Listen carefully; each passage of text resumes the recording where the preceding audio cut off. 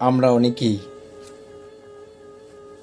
হারিয়ে যাওয়া মানুষের জন্য, ভুলে যাওয়া ভালোবাসার জন্য নীরবে কিংবা প্রকাশ্যে কষ্টর মালা গলে নিয়ে ঘুরি, অঝোর নয়নে কাঁদি, তার ব্যথায় ব্যথিত হয়ে ঘুরে বেড়াই। শুধু সে সমস্ত মানুষদের ভালোবাসারই ইচ্ছেটা জাগে মনে, শুধু ভালোবেসেই যেতে ইচ্ছে করে, কিন্তু সে সমস্ত মানুষ তোমার ভালোবাসা পেতে চায় না।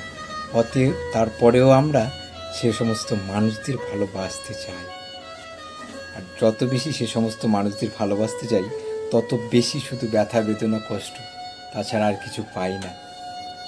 তো লাইফটাকে যদি সাকসেসফুল করতে হয়, লাইফটাকে যদি এনজয় করতে হয়, লাইফটাকে যদি আরও এগিয়ে নিয়ে যেতে হয়, তাহলে সে সমস্ত মানুষদেরকে ছেড়েই দিয়ে দিতে হয়।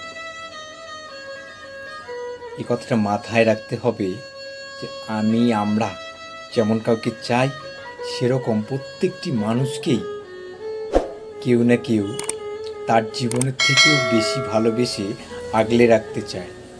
আমরা কিন্তু সে মানুষগুলোকে বুঝতে পারি না যে কে আমাদের চায় বা আমরা কাকে চাই। এটা নিয়েই কিন্তু আমরা ব্যস্ত থাকি যে আমি কাকে চাই বা আমরা কাকে চাই।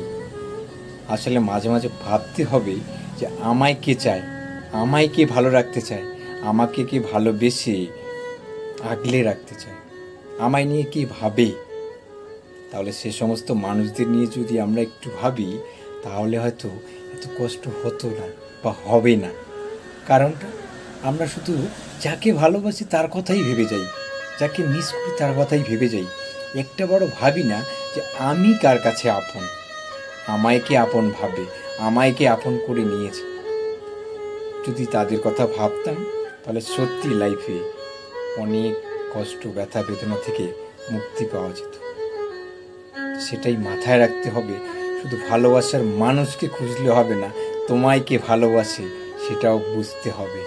ধন্যবাদ।